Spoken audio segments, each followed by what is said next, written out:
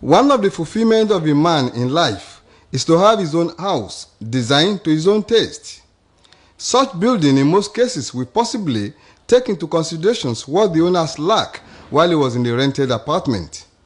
In an attempt to satisfy one's desire and sometimes to copy somebody's architectural design elsewhere, one may be tempted to erect a structure that may not be too easy to maintain when the owner gets to old age. A good number of structures are within Ibadan metropolis. Today, the supposed landlord merely occupy a single room out of about 7 or 8 rooms apartments, or practically move to the guest room of a duplex building. This is the private residence of Pa Joseph Oladele. It was constructed about 23 years ago with 5 bedrooms and 3 large sitting rooms. It was big enough to accommodate about 8 members of the family. But today, Pa Joseph Oladele alone and his wife are occupying the entire structure. The situations are changing these days. If you look at the European architectural something, even if they have a duplex, it wouldn't be more than 2 bedrooms because husband and wife used to share a bedroom. So I think that is how it should be. A bedroom should be enough, the one that could be maintained.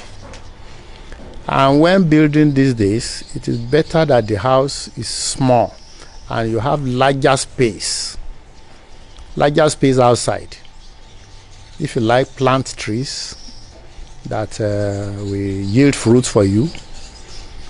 But for big houses, they are useless.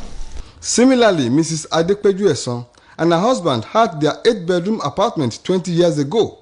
But as we speak, they hardly occupy 2 of the rooms, while the large sitting room is used only during the annual celebrations. And it is not necessarily that it must be a story building, okay?